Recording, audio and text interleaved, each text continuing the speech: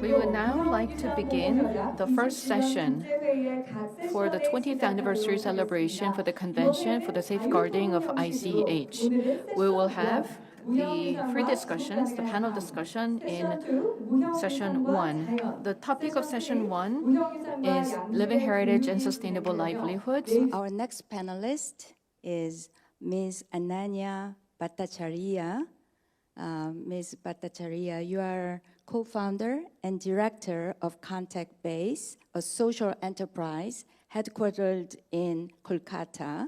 Ms. Bhattacharya, drawing from your experience at Contact Base, could you please give us an example where living heritage safeguarding has contributed to improving local livelihoods in a sustainable manner?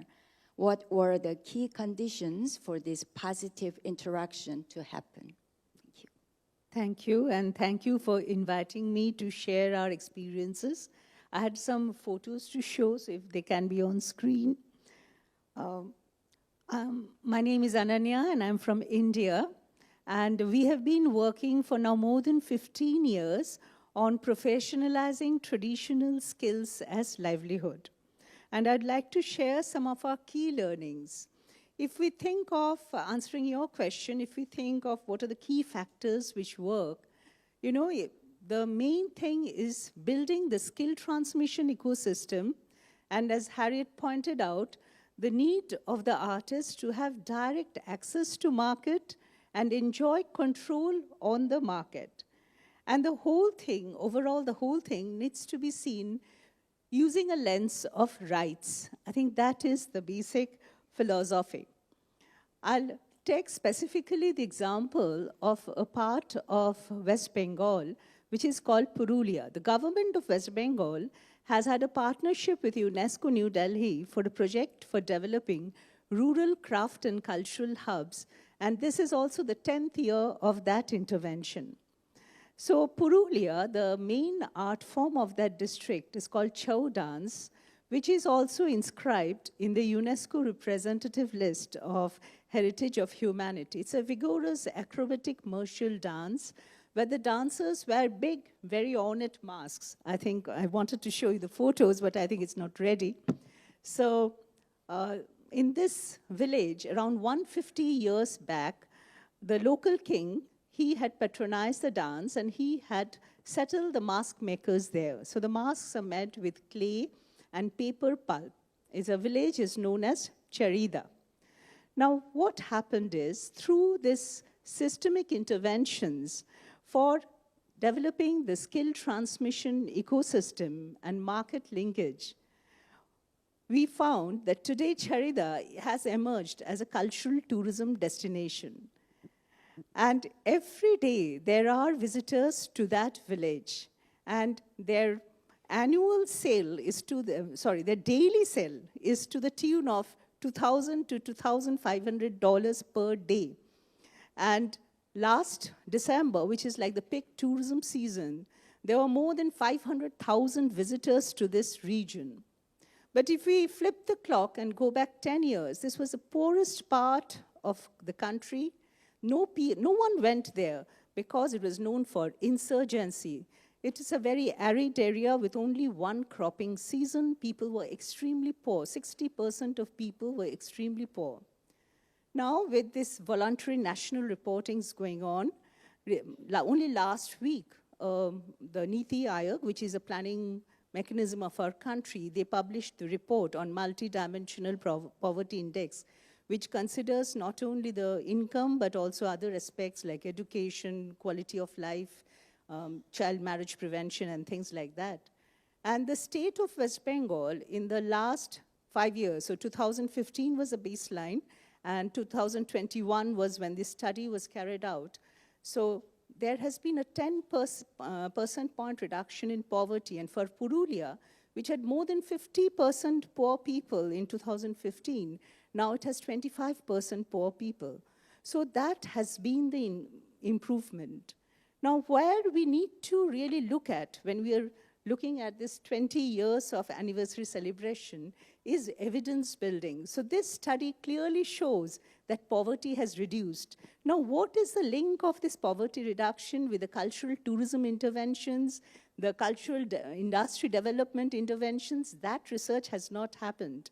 But I think we really need to look into all these signals of how powerful culture is for sustainable development. So what has worked there is the senior or the masters of the living heritage. They have established an ecosystem of skill transmission, and even the formal education mechanism has come forward to partner. So the local university, they give a certificate to people who, after completing school education, they do that 1-year diploma course and they get a certificate, and they take immense pride, the young people, that they have a certificate from the university on Chow dance. So these are some of very important steps. Another important thing which happened in 2018, the patent office of the science department, they worked with the community, and now the community, the Chow mask making, has geographical indication registration. Now these tools are extremely important. It not only creates recognition, it creates recognition at local, national, and international level. So when we were working in the HIPAMS project, which Harriet just mentioned, we worked with the communities to explain to them how they could use GI, how they could use the fact that Chow is inscribed in the UNESCO representative list, for their own promotion, to add it to the stories. And stories are extremely powerful, and there comes in the role of digital technology. Because what is important for sustainable livelihood based on culture is the community needs to have voice, the community has to be the protagonist. So these artists, they have learned the use of digital storytelling, and that project intervention saved them during COVID. So in COVID, when most of the artists were not digitally trained across India, these communities who had got that opportunity, they started showcasing online, they started conducting heritage education programs, they easily shifted to digital markets, because India-wide there was an intervention where all online retailers came forward to take directly products from the community. So that was again a very beautiful intervention, showcasing how multiple stakeholders can come together. Another important thing which has happened as a result of these interventions for grassroots cultural industry development is about, women empowerment. Many of the ICH traditions, not only Chow, had been very male-centric. Men used to dance, men used to make the crafts, but with all the development, women have come forward, and today there are 15 women groups which dance Chow, which never happened 20 years back. So today there are like 5,000 Chow artists in that village of Charida, in that area of Purulia, and around 80 families of mask makers in Charida who are benefiting. And one main strategy which really worked, which we call Art for Life, that is connecting art, artist, and village, is that the village was promoted as an entity, the entire community. And a community museum was set up there, annual village festivals were planted to celebrate ICH, and all that led to greater recognition of that area. So these are extremely important steps.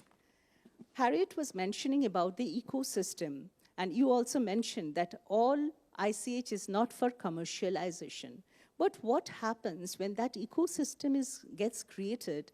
It helps the others too. So there is another Santal village, Majramura, which is a tradition of scroll painting. And they are still very poor, because that tradition, we started working with it only 6-7 years back.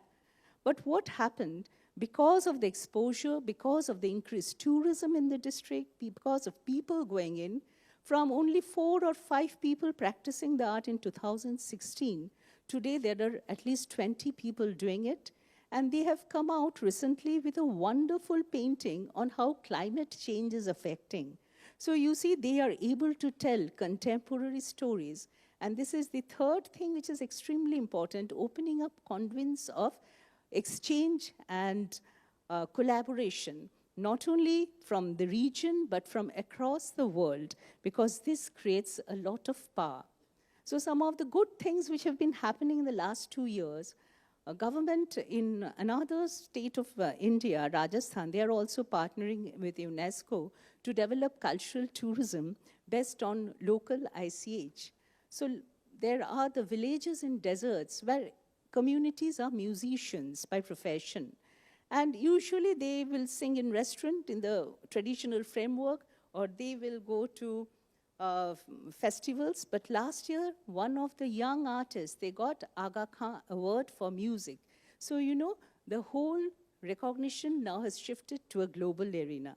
So what I want to say is that what we really now need to work is on policy integration. And Ban Ki-moon mentioned about the transversal role.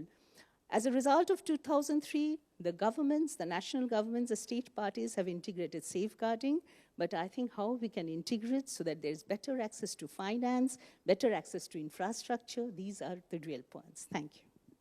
Thank you, Ananya. I think what Ananya just said is particularly important because it reflects the voices of the communities, and experts might have an idea of the best way of safeguarding, but it may differ from the views of the communities. And I think it will be even more important in the next 20 years for us to planning for the future of ICH safeguarding. Yes, hello, thank you very much for a really stimulating set of interventions. This is maybe a challenge as much as a question. Sorry, Janet Blake from Shahid Beheshti University in Tehran, which is to do, you mentioned, I think it was both Harriet and Ananya, you referred to the importance of the community voice. And we heard also the video, the lady from indigenous community in Colombia. Here my question is, how do we get that voice into the process of developing the legislative texts that Harriet referred to? I mean, it's a huge challenge, I understand, but I think international law at the moment is at a cusp, is at a place where it has to reevaluate how it is formulated, including who is formulating it. I mean, I know this is a very major issue, but your thoughts on that would be interesting. Thank you. The idea of ICH jobs is excellent. But again, from another point of view, I think we need to also cross-cut across the conventions. The reason, the example I give, that we see poverty is decreasing, but there's no data which I can say that this investment is leading to this, because cultural workers are not enumerated in India. And this might be true of many countries. So we are not distinguishing, or we are not considering artists and cultural workers as workers. When we are doing worker, it is more of agriculture and industry and others. So there is a whole missing area. So I think we really need to look at the definition of creative industry, traditional knowledge sector, and see the cross-cutting impacts. And that is where I think a lot of research and policy making need to focus on in building cross-cutting definitions.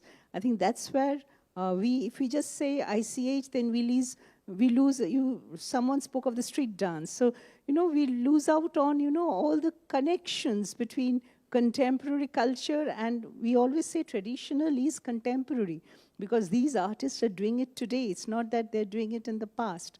So I think we need to work at cross-cutting and connecting conventions and policy making. And voice of civil society is being integrated. UNESCO has been doing a lot of participatory survey in the last few years to get inputs. And I think voice of civil society organization brings in the voice of communities. So that is really a very powerful tool. Thank you.